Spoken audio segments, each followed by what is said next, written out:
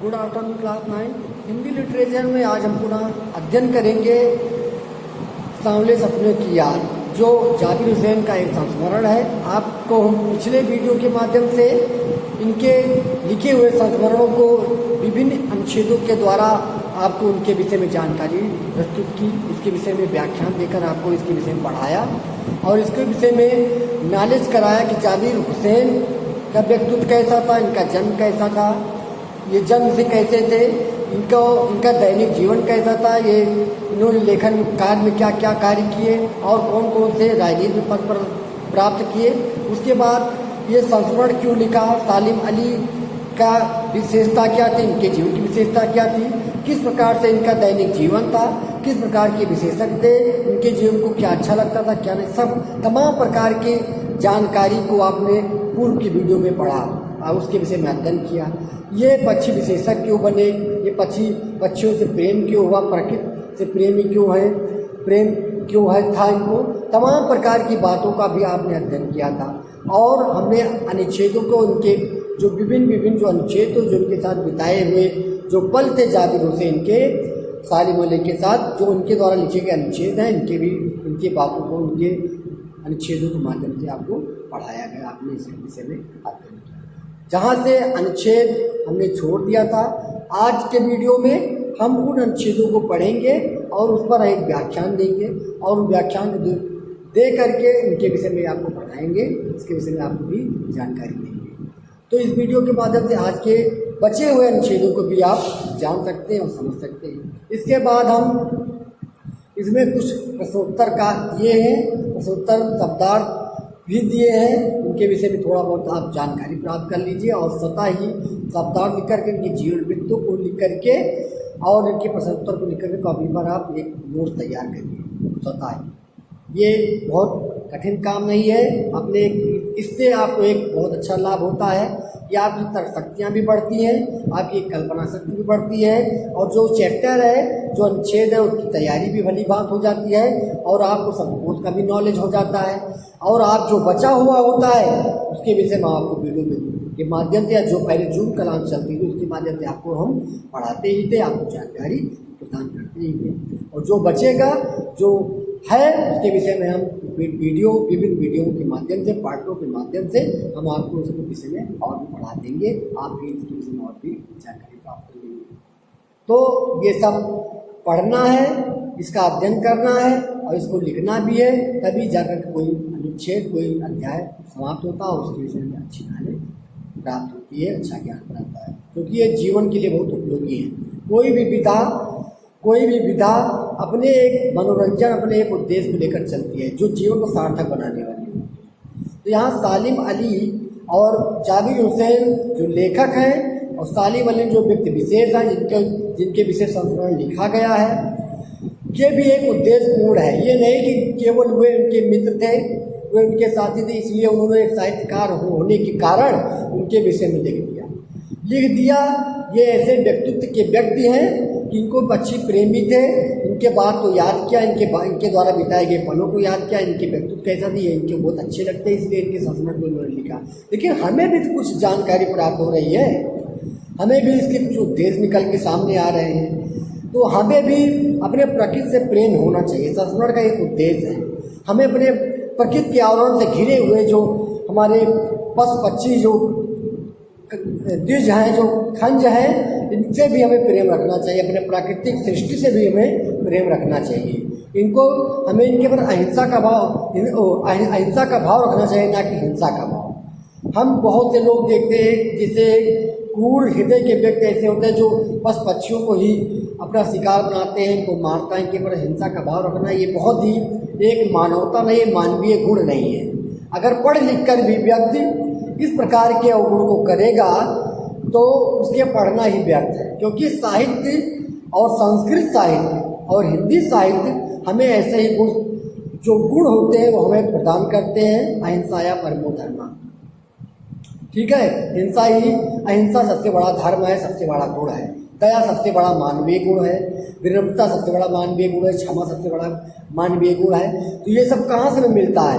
ये साहित्य से मिलता है, साहित्य से, चाहे वो हिंदी साहित्य हो चाहे संस्कृत साहित्य हो।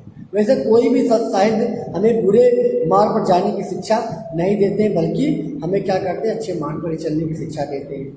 लेकिन फिर भी लोग पढ़ लिख कर के भी अनजान बन जाते हैं, जैसे मूर्ख बन जाते हैं। जैसे कोई हवन में जैसे कोई घी डालने से अग्नि की ज्वाला बढ़ जाती है, ठीक उसी प्रकार कभी कभी ऐसा दिखाई पड़ता है पढ़ लिख कर के व्यक्ति की मूर्खता और बढ़ जाती है। ऐसा नहीं होना चाहिए। अगर हम पढ़ते हैं तो हमें सच्चा ज्ञान को हमें अर्जित करना ही आवश्यक है। चंदन की चुटकी बनी, गाड़ी बड़ी न राख। जो भी पढ़िए आप छोटा थोड़ा पढ़िए, लेकिन वो सॉलिड होना चाहिए। कम है लेकिन अच्छा है। जो भी पढ़िए पूर्ण लगन से पढ़िए, पूर्ण परिश्रम से पढ़िए, पूर्ण मेहनत से। ये नहीं कि वैसे समान रूप से हमने पढ़ लिया, बस हम शिक्षित हो गए, हमें डिग्रियाँ मिल गई, बस हम एजुकेटेड हो गए। आपके अंदर वो शैक्षिक गुण भी होने चाहिए जो एक विद्यार्थी के अंदर, एक पढ़े लिखे व्यक्ति के अंदर एक मानवीय गुण होता है, उसको होना ही चाहिए।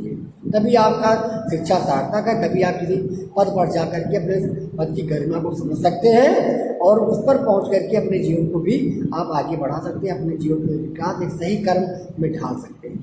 और लोग भी आपके व्यक्तित्व से प्रभावित होकर के आपसे भी एक प्रेरणा ग्रहण कर सकते हैं। जैसे संस्मरण में साली वाले से प्रेरणा ग्रहण करके उनकी यादों को जोड़ करके संस्मरण साहित्य तैयार किया गया है। ऐसा भी आपका कोई हो सकता है, कोई लेखक हो, कोई कवि हो, कोई भी रचयिता हो। अगर आप भी ऐसे किसी पोस्ट पर रहते हैं, कोई अच्छा कर्म करते हो सकता है कोई साहित्यकार, कोई लेखक आपके व्यक्तित्व को पा करके आपको भी कोई साहित्य को लिख करके आपके भी जीवन को अमर बना दे। तो आपके अंदर पहले अंदर कोई ना कोई मानविकी गुण, मानवीय गुण आपके अंदर पहले समाहित हो पढ़ लिख करके। और ये समाहित होता है हिंदी साहित्य से, संस्कृत साहित्य से, या भी अन्य किसी साहित्य के जो विशेष साहित्य उनके माध्यम से। तो पढ़ लिख करके हमें मानविकी का गुण नहीं भूलना चाहिए जो सालिम अली के अंदर था। तो ये सिखाता है ये संस्मरण कि हमें भी कभी अपने प्रकृति से हिंसा का भाव नहीं बल्कि अहिंसा का भाव रखना चाहिए। अपने प्रकृति से हमें प्रेम करना चाहिए, उनसे लगाव रखना चाहिए। तरह तरह के पशु वैज्ञानिक हैं, तरह तरह के अच्छे वैज्ञानिक हुए हैं, उसके बाद प्राकृतिक प्रेमी हुए कि हर प्रकृति, हर जीव जंतु को अपने अपने प्रकृति से लगाव है। अब पक्षियों का पेड़ काटते हैं, पक्षी लोग कहाँ रहेंगे, अपना निवास कहाँ बनाएंगे बताइए? उनका जीवन तो कट गया ना। तो हमें पेड़ों के प्रति अपने हर प्रकार के हमें प्रकृति के प्रति हमें अपना प्रेम व्यक्त करना चाहिए, उनके प्रति प्रेम रखना चाहिए, हमारा एक गुण होना चाहिए। सालिम अली संस्मरण का यही उद्देश्य है कि हमें भी अपने पक्षी जो हमारे प्रकृति में जो हमें वरदान के रूप में प्राप्त हैं, आशीर्वाद के रूप में प्राप्त हैं, जो श्रृंगार करते हैं हमारे प्रकृति का, जो सुंदर बनाते हैं, उनके प्रति हमें भी प्रेम रखना चाहिए। उनके प्रति हिंसा भाव को छोड़ करके अहिंसा भाव, दया भाव, प्रेम भाव से रह करके उनको भी एक संरक्षण प्रदान करना चाहिए और उनको अधिक से अधिक नवजीवन प्रदान करने का प्रयास करना चाहिए। अगर आप इनसे आप लगते हैं, आप प्रकृति के जीवों से, प्रकृति के पक्षियों से, प्रकृति से आप प्यार करते हैं, तो आप प्यार करते करते आप इतने परम आनंद ही की प्रतिदिन करेंगे कि वो आनंद कभी आपको अलग से नहीं प्राप्त हो पाएगा। चाहे जितने भी आप धनवान क्यों ना हो, चाहे जितने बड़े आपको सुंदरता क्यों प्राप्त हो, ये अलग का ही प्रेम है। इससे आप जुड़िए, पहले जुड़ करके इसके अनुभव करिए। अनुभव करने के बाद ही आपको उसके विषय में पता लग पाएगा, आप उसमें जान पाएंगे कि प्रकृति क्या है, प्रकृति हमें कितना आनंद देती है, कितना हमें प्यार करती है। अगर आप भी प्रकृति से प्यार करते हैं तो प्रकृति भी हमसे कितना प्यार करती है, प्रकृति हमें कितना अच्छा देते, कितना हमें जीवन आशीर्वाद देते, कितना हमें प्रेम प्रदान करते, कितना हमें हमारे दुखों को दूर करते। पहले उससे आप धीरे धीरे जुड़ कर देखिए, उससे आप लगाव से अपने लगाव में रखिए, तब आपको उसके विषय में आनंद प्राप्त होगा। आप तमाम देखते हैं कि प्रकृति हमें फल, पेड़, फूल, तरह तरह की तमाम प्रकार की हर एक चीज़ हमें प्रदान करती है। बारिश इन्हीं के द्वारा होती है, फसलें उत्पन्न होते हैं, हमें तमाम पक्षी मिलते हैं, उनसे भी सीख मिलती है। तो प्रकृति के छाँव में रहिए। रूसों की एक परिभाषा थी। रूसों ने एक दार्शनिक थे, उनका जन्म वालेंटाइन नगर में हुआ था, उसका वो रूस में हुआ था और ये कुरूप व्यक्ति थे। रूसों दूसरे प्रकरण में बात खोल दिया है, थोड़ा सा बता देता है जानकारी। तो ये कुरूप थे, वो समाज जो है बहुत ही पीड़ा पहुंचाई, चिढ़ा करके, दरकिनार करके, इनको उपेक्षित करके, अपमानित करके, तिरस्कार करके। तो ये नाट्य करते कुरूप व्यक्ति थे, ये समाज से बहुत क्या हो गए, इन्होंने दूरी बना लिया और प्रकृति के छाँव में रह करके वहीं पर इन्होंने शिक्षा प्राप्त की, शिक्षित उसके प्रकृति के द्वारा प्रकृति के अनुभवों को सीखते थे, प्रकृति को प्रेम देते थे, प्रकृति से प्रेम प्राप्त करके अपने अनुभव को लिखा। और इनके पुस्तक का नाम है एमिल पुस्तक में इन्होंने लिखा है, उसमें नारद या प्रकृति की ओर लौटो, समाज को छोड़ दो, समाज का खंडन कर दिया। समाज बहुत ही हमें अवगुण भरती है, हमें अवगुण सिखाती है, दोषों से भर जाते हैं, हमारा जीवन नर्क बन जाता है। और जो उनका कहना था जो प्रकृति की छाँव में रहता है, उनके संरक्षण में जो रहता है, उनको हम प्राप्त करके एक मानव जो होता है वो सही उसका विकास होता है, सही गुण को प्राप्त करके एक अच्छा जो मानव के अंदर जो गुण होने चाहिए वो गुण प्राप्त कर लेता है और एक देवत्व रूप को प्राप्त कर लेता है। और इसलिए हमें प्रकृति की छाँव में रहना चाहिए, प्रकृति बोध में रह करके ये सब कुछ प्राप्त करना चाहिए, उनकी शिक्षा लेनी चाहिए, ना कि समाज में रह करके। तो ये रूसो भी ये एक दार्शनिक थे, इनकी पुस्तक भी छपी हुई है। और ये बहुत ही 1817 में शायद इनका जन्म हुआ था, याद नहीं है, लेकिन शायद 1817 में ही जन्मे थे। और ये बहुत ही अच्छे प्राकृतिक दार्शनिक लेखक थे। इन्होंने प्रकृति के तरफ से कई तरीके से पुस्तक भी लिखा और मानव जीवन को शिक्षा देने के लिए तमाम प्रकार की पुस्तक का भी रचनाएं की है। तो ये रूसों का सिद्धांत। स्वामी विवेकानंद भी प्रकृति के प्रेमी थे। रविन्द्रनाथ टैगोर जो थे ये भी प्रकृति के एक अच्छे पुजारी थे, प्रकृति को भी मानते थे। तो ये प्रकृति, क्योंकि ये जो राष्ट्रगान लिखा रविन्द्रनाथ टैगोर ने, प्रकृति जो ईश्वर के द्वारा प्रदत्त प्रकृति है उसके ऊपर ही लिखा है, उसके ऊपर इन्होंने वर्णन किया। लेकिन यहाँ पर दो माध्यम था, एक था रानी विक्टोरिया, उस समय गवर्नर थी, हमारे देश में गुलाम था देश। तो एक शैली, एक ये दंडी और भास की शैली में लिखा था, एक सब वाक्य के दो तीन तीन अर्थ जिसमें प्रदान करने लगे, वो दंडी भास की शैली थी, कृष्ण शैली जिसे कहते हैं। तो इन्होंने लिखा था दो अर्थी में, एक अर्थ देने वाला था ईश्वर की बनाए हुए सृष्टि के प्रति नमन करना, उनको शुक्रिया अदा करना, उनका अभिवादन करना ईश्वर का कि जो आपने ऐसी सृष्टि का निर्माण किया है।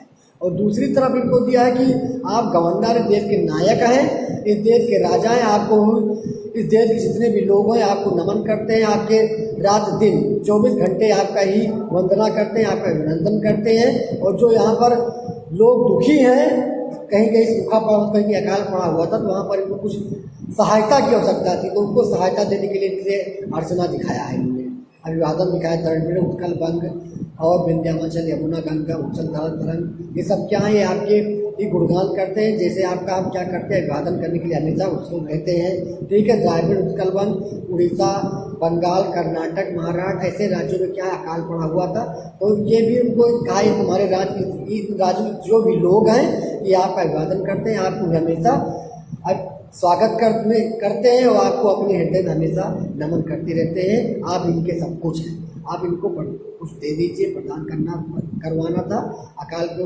उनसे मुक्त कराना था। तो यहाँ बंगाल का अकाल भी तमाम उनके पोताज भी आए हैं, वहाँ पर हरिवंश राय बच्चन ने लिखा है बंगाल का अकाल, ये सब ऐसे तमाम बातें थी जो उन्होंने लिखा रविन्द्रनाथ। तो प्रकृति की छाँव में रहने के लिए स्वामी विवेकानंद, रविन्द्रनाथ टैगोर आदि ने भी क्या लिखा था कि प्रकृति की छाँव में हमें सबसे ज़्यादा सुख और शांति प्राप्त है। तो प्रकृति ये संस्मरण प्रकृति के ही है। तो ये पक्षी विशेष पक्षियों के प्रति प्रेम के प्रति है और प्रकृति के प्रति, तो हमें उनके प्रति हमें सिखाता है कि हमें प्रकृति के प्रति में क्या करना चाहिए, लगाव रखना चाहिए। और इन प्रकृति के पक्षी जो हैं, तरह तरह के जीव हैं, इनके प्रति उनके प्रति लगाव रखना चाहिए, इनके प्रति पूर्ण लगाव रखना चाहिए और इनसे प्रेम करना चाहिए। जब आप इनसे प्रेम करेंगे तो तुम्हें प्रेम प्रदान करेंगे। ठीक है, तो ये इसका उद्देश्य है। अब हम आगे के अनुच्छेद में थोड़ा पढ़ लेते हैं और ये जान लेते हैं कि ये अनुच्छेद आगे क्या बताता है, इनके विषय में क्या कह रहा है। वो सचमुच इतना खुला और सादा दिल आदमी था। सादा दिल का मतलब है कि जिसमें किसी प्रकार की लोभ लालच ना हो या किसी के प्रकार से ईर्ष्या द्वेष ना हो।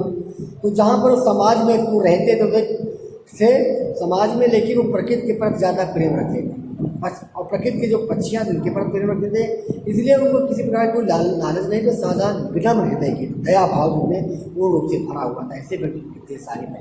ठीक, आदमी का मुमकिन है कि लालच मेरी रंगों में, मेरी हड्डियों में समाया हो, लेकिन मेरे लिए कितना कठिन है उसके बारे में अपने अनुभव को शब्दों का जामा पहनाना। जामा पहनाना के मतलब रूप रंग हम कैसे उनको बता सकते हैं, उनकी विषय पूर्ण रूप से हम कैसे, शब्द नहीं है कि ऐसे पक्षी वैज्ञानिक जो थे सुंदर हृदय के, उनके विषय में और शब्द नहीं जिसको हम उनके विषय में और भी वर्णन कर सके। इतने प्रेमी प्रकृति के थे, निर्मल हृदय के इतने विनम्र व्यक्ति थे कि उनके विषय में अति वर्णन किया ही नहीं जा सकता। मुझे यकीन है कि मेरी छत पर बैठी गौरैया उसके बारे में और हम दोनों ही एक बार में मुझसे ज़्यादा जानकारी रखती हैं। ठीक है, तो गौरैया के विषय में ये लेखक कह रहा है कि सालिम अली को हम तो साथ में रहे, हमारे साथी भी थे, लेकिन हमें पूरा उनके रूप से हम उनके विषय में नहीं जान सके, लेकिन जितना कि जो गौरैया पक्षी उनकी छत पर जो आती जाती थी, जो जितना गौरैया पक्षी उनको अनुभव करती थी, उनके विषय में जानती थी। अब ये ऐसा बात क्यों कर रहे हैं जाबिर हुसैन जी यानी लेखक, ऐसी बात क्यों लिख रहा है? क्योंकि ऐसा लिख रहा है कि ये 24 में से लगभग 18 घंटे गौरैया के पास रहते थे, थोड़ा थोड़ा समय करके वो किसी के साथ दे देते। तो जिसके पास ज़्यादा समय और जिससे ज़्यादा प्रेम करते थे, वो जिससे खुल के हर अनुभव को व्यक्त करते थे, जिससे पूरा प्यार, जिस पर न्यौछावर करते थे, जिससे पूरा प्रेम अपना दे देते, तो उसके विषय में वो नहीं जानेगा तो दूसरा कोई जानेगा। तो ये कहने का मतलब ये है कि गौरैया ये पक्षी इतने प्रेमी थे कि सब कुछ उस पर न्यौछावर करने वाले थे। ठीक है, तो यही इसलिए कह रहे हैं कि वो तो सबसे ज़्यादा गौरैया पर न्यौछावर थे, मतलब पक्षियों पर न्यौछावर थे। और जितनी जो व्यक्तित्व वो अनबोल यानी कि जो मनुष्य की तरह बोल नहीं सकती, जो पक्षियाँ जान सकती है, उतना तो मैं नहीं जानता। ये इतने बड़े पक्षी वैज्ञानिक, इतने बड़े पक्षी देखिए। ठीक है, फिर जटिल प्राणियों के लिए सालिम अली हमेशा एक पहेली बनी रहेगी। बचपन के दिनों में उनकी एयरगन में घायल होकर गिरने वाली नीले कंठ की वह गौरैया सारी जिंदगी उन्हें खोज के नए नए रास्तों की तरफ ले जाती थी। बहुत जटिल आदमी के व्यक्तित्व क्यों नहीं पहचान पाएंगे? क्योंकि ये ज़्यादा समाज से मतलब नहीं रखते थे, शांति रहने वाले, गौरव पक्षियों के बीच में रहने वाले, उनसे प्रेम करने वाले, प्रकृति से प्रेम करने वाले व्यक्ति थे। इसलिए ज़्यादा किसी से बातचीत न करना, पक्षियों के बीच में रहना, उनसे ज़्यादा लगाव रखना। इसीलिए जटिल जो व्यक्ति हैं, जो विनम्री नहीं है, जो दयावान है, जो पक्षियों प्रकृति से प्रेम करने वाले नहीं है, और सालिम अली के जीवन को, उनके विचार को नहीं पहचान पाएंगे। ठीक है, अब यहाँ पर एयरगन से घायल होकर गौरैया गिरने की बात क्यों हो रही है? गिर गई, ये एक बार गोली चला एयरगन से, और क्या हो, गौरैया जो थी वो क्या हो गई, घायल होकर गिर गई। इनको बड़ा दुख हुआ उसी समय।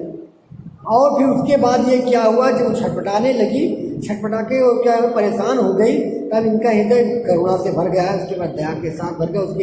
फिर उसकी दवा की और उसका इलाज किया, इलाज करने के बाद वो ठीक छोड़ दिया, लेकिन उनको दुख हुआ। फिर उसी के बाद से ये क्या हो गए, पक्षी प्रेमी बन गए थे और तरह तरह के पक्षियों के जीवन दशा, दैनिक जीवन के विषय तरह तरह खोज करने लगे, उनसे जुड़ने लगे, उनसे प्रेम करने लगे कि पक्षियों का जीवन कैसा है, क्या बोलते हैं, क्या चाहते हैं, इनके विषय में अध्ययन किया इन्होंने। और उनसे उनके इस पर अध्ययन करके, उनको जान करके, उनकी पहचान करके उनके साथ जीवन करने लगे। ठीक है, तो जिंदगी के ऊंचाइयों में उनका विश्वास एक क्षण के लिए भी डिगा नहीं। वे लारंस की तरह नैसर्गिक जिंदगी का पटों बन गए। ठीक है, ठीक है, वो लारंस जैसे वो पक्षी वैज्ञानिक थे, लारंस एक प्रसिद्ध पक्षी वैज्ञानिक है, तो उन्हीं की तरह सालिम अली भी बहुत बड़े पक्षी वैज्ञानिक हुए। और उनका जीवन क्या होगा, नैसर्गिक बने। नैसर्गिक मतलब क्या था, प्राकृतिक। तो वो भी प्रकृति की तरह से प्राकृतिक उनका स्वभाव बन गया, जो एक प्रकृति की तरह होना चाहिए, नेचुरल स्वभाव में वो आ गए, अपने मेन स्वभाव में, और प्रकृति से ही प्रेम करने लगी। सबकी प्रकृति ही सब कुछ है, और ये जीव जंतु जो अच्छा है, इनसे जुड़ने वाला व्यक्ति सर्वश्रेष्ठ है। इसलिए सालिम अली क्या हुआ, जुड़। ठीक है, तो ऐसे जुड़ाव को, ऐसे लगाव को, पक्षियों के प्रेम भाव को, और ऐसे सच्चे और विनम्र दयावान मित्र के विषय में कौन ऐसा देखा कि जो लिखना नहीं चाहेगा, इसीलिए उन्होंने संस्मरण लिखा। ठीक है, फिर सालिम अली प्रेम की दुनिया में एक टापू बनने की बजाय अथाह सागर बनकर उभरे थे। अथाह सागर के उनके जितना उन्होंने अध्ययन किया लारंस के, यहाँ पर लग रहा है कि लारंस जो पक्षी वैज्ञानिक थे वो तो थे ही बहुत बड़े विशेषज्ञ, उनसे भी अधिक इन्होंने विशेषज्ञ बनकर उभरे।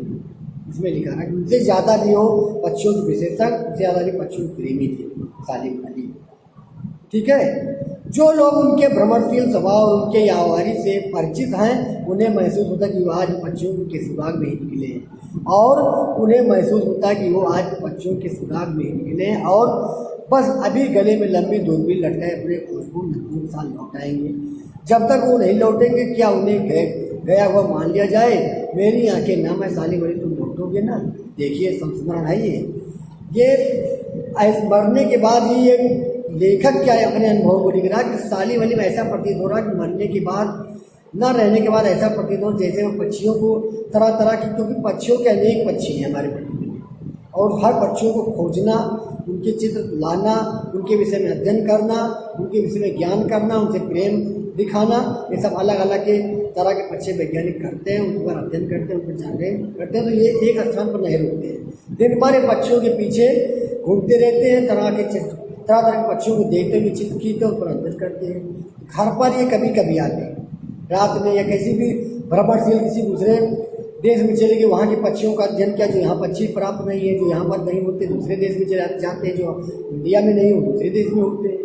तो ऐसे तरह तरह के पक्षियों का अध्ययन करने के लिए ये भ्रमणशील पर्यटन भी करते थे दूसरे देशों में, वहाँ की तस्वीर खींचते थे।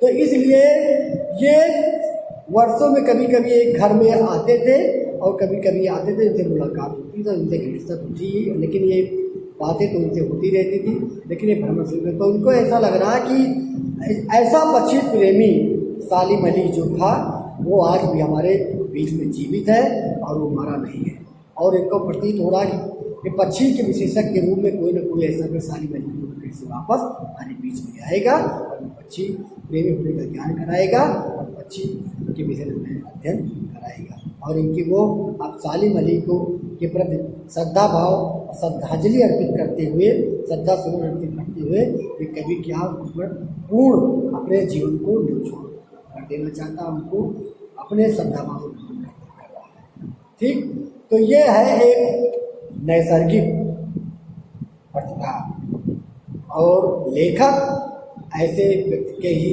जीवन चरित्रों को संस्मरण रूप में लिखता है जो उसके साथ बताए गए। तो संस्मरण ये वैसे कोई अच्छे समाज का कार्य करता है, कोई जैसे रविन्द्रनाथ टैगोर संस्मरण लिखे गए हैं, विवेकानंद पर संस्मरण लिखे गए हैं, अरविंद घोष पर संस्मरण लिखे गए हैं, ठीक है, और तरह तरह के ऐसे कबीर पर, सूर पर संस्मरण लिखे गए हैं। जितने भी संस्मरण ऐसे तमाम प्रकार के व्यक्तित्व जीवन के ऊपर इन्होंने ऐसे लिखे जाते हैं जो अच्छे व्यक्तित्व के होते हैं, जो अच्छे कर्म करके यहाँ से जाते हैं। संस्मरण उनके साहित्यकार उनका लिखता है, जो इनका जीवन, जिनका कर्म बहुत ही विनम्र होता है, बहुत ही सुंदर रम्य होता है, रमणीय होता है, वही संस्मरण में साहित्य में आने का हकदार हो जाता है। आपने संस्मरण को हमने आपको पढ़ाया, आपने किसी भी जानकारी प्राप्त कर ली, और मैं समझता हूँ कि आप हमारे द्वारा बताए गए इस व्याख्यान को, इस वीडियो के माध्यम से इस संस्मरण को आप अच्छी तरह से समझ गए, ठीक है, और इसके उद्देश्य, इसके विशिष्ट उद्देश्यों को भी आप समझ गए। अब थोड़ा क्वेश्चन हम देखते हैं यहाँ पर। दिशा को बदल दिया और उन्हें पक्षी प्रेमी बना दिया, किस घटना में?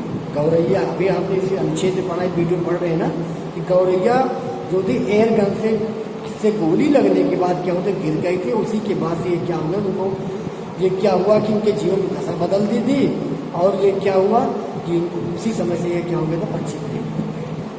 सालिम अली ने पूर्व प्रधानमंत्री के सामने पर्यावरण संबंधित किन संभावित खतरों का चित्र खींचा होगा जिससे उनकी आंखें नम हो गई? बताइए। पूर्व प्रधानमंत्री कौन था? चौधरी चरण सिंह। उनसे बात की पर्यावरण के विषय में कि हमारा पर्यावरण क्या हो रहा है, दूषित हो रहा है, इससे हमारे जो प्राकृतिक जो पक्षियाँ हैं वो विनष्ट हो जाएंगी, उनके प्राण संकट पड़ जाएंगे, हमारा प्रकृति क्या हो जाएगा, नीरस हो जाएगा, ये भी श्रृंगार से रहित हो जाएगा, सुंदरता इसकी समाप्त हो जाएगी। इस भाव को सोच करके क्या था, इनकी पक्षी प्रेम भावना के कारण और इस विचार के कारण उनकी आंखें क्या हो गई, नम हो गई, ठीक है। लारन की पत्नी फ्रीडा ने ऐसा क्यों कहा होगा कि मेरी छत पर बैठने वाली गौरैया लारन के बारे में ढेर सारी बातें जानती है? क्यों? क्योंकि लारन जो थे वो अधिक से अधिक अपने पत्नी से ज़्यादा पक्षियों से प्रेम करते थे, उनके बीच में अपना समय बिताते थे, उनके बीच में उनका अध्ययन करते थे।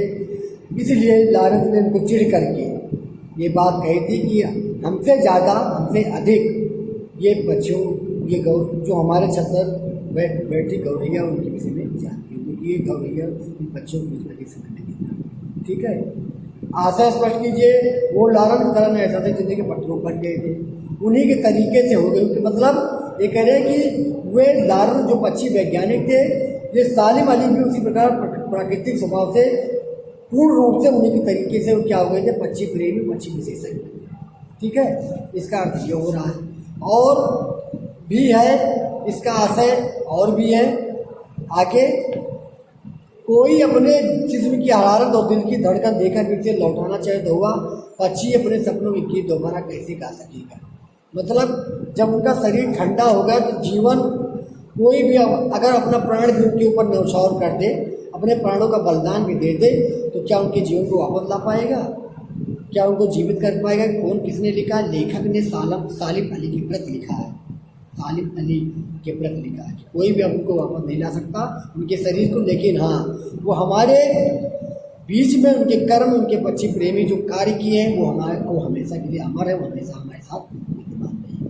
ठीक है, सालिम अली अपनी प्रकृति दुनिया में एक टापू बनने के बजाय अथाह सागर बनकर उभरे थे। अथाह सागर मतलब बहुत बड़े पक्षी वैज्ञानिक बनकर उभरे थे, बहुत बड़ा नाम कमाया था इस दिशा में, बहुत बड़ा कर्म किया था, इस विषय में कहा जा रहा है। फिर इस पाठ के आधार पर लेखक की भाषा शैली की 4 विशेषताएं बताइए। भाषा शैली क्या है? ये है चिंतनात्मक भाषा शैली, एक अचिंत शैली जिसे कहते हैं। ठीक है, और देशज और विदेशज शब्दों का प्रयोग किया गया है। जो भाषा है परमार्जित है, खड़ी बोली का भी इसमें प्रयोग किया गया है। ठीक है, और ये है कि एक विचारात्मक शैली है, एक विचारात्मक शैली भी इसमें है कि हमें विचार इस पर करना चाहिए, ऐसे ऐसे लोगों के ऊपर ऐसे कार्य करने के ऊपर, इसलिए विचारात्मक शैली के रूप में भी, ठीक है, ये विशेषता है। यानी कि विचारात्मक शैली और चिंतनात्मक शैली है। भाषा विदेशज और देशज शब्दों का प्रयोग किया गया है, और भाषा जो है परमार्जित और क्या है, खड़ी बोली मानक भाषा का प्रयोग किया है। ये सभी विशेषताएं हैं, और भी जो विशेषताएं उसको आप अपने पाठ कॉपी पर लिख सकते हैं। इस पाठ में लेखक ने सालिम अली की का जो चित्र खींचा उसे अपने शब्दों में लिखिए। क्या चित्र खींचा? उनकी विनम्रता का चित्र खींचा है, उनकी दयालुता का चित्र खींचा है, प्रकृति प्रेमी होने के भाव का चित्र खींचा है। ऐसे अनेक चित्र उन्होंने खींचे। ठीक है, सांवले सपनों की आप शीर्षक की सार्थकता पर टिप्पणी कीजिए। सार्थकता क्या है, इसके विषय उद्देश्य क्या है? इसका उद्देश्य है कि हमें भी अपने क्या है कि पक्षियों के प्रति प्रेम, प्रकृति के प्रति प्रेम, अपने वातावरण के प्रति हमें हमेशा प्रेम रखना चाहिए। हिंसा और दया भाव, विनम्रता का भाव अपने अंदर रखनी चाहिए। एक व्यक्ति होने के अंदर नाते हमें अपने अंदर एक मानवीय गुण के भाव को रखना ये आवश्यक है, और प्रकृति पर प्रेम भी रखना आवश्यक है। तो ये पार्ट 2 संस्मरण का हमने आपको व्याख्यान दिया है। जैसा भी हो, आपको बहुत समझ में आया होगा। जैसे भी हमने व्याख्यान दिया होगा, आपने अपनी तरफ से पूरी कोशिश की कि आपको अच्छी तरह से बात को समझ में आ जाए। जो भी आप समझे हैं वो बहुत अच्छी बात है। इस वीडियो के माध्यम से आप समझिए और अपने जीवन के जो उद्देश्य आपको बताए गए हैं, जो आपको अच्छा लग रहा है, उसके अपने जीवन पर आधारित कीजिए, उसके अपने जीवन पर काम करिए, और उसके क्वेश्चन पर राइट करके लिखिए। अब अगले वीडियो नए अध्याय के साथ, नए विधाओं के साथ, नए शैली, भाषा शैलियों के साथ फिर हम आपको वीडियो के माध्यम से पढ़ाएंगे। तब तक ये थैंक यू आज फॉर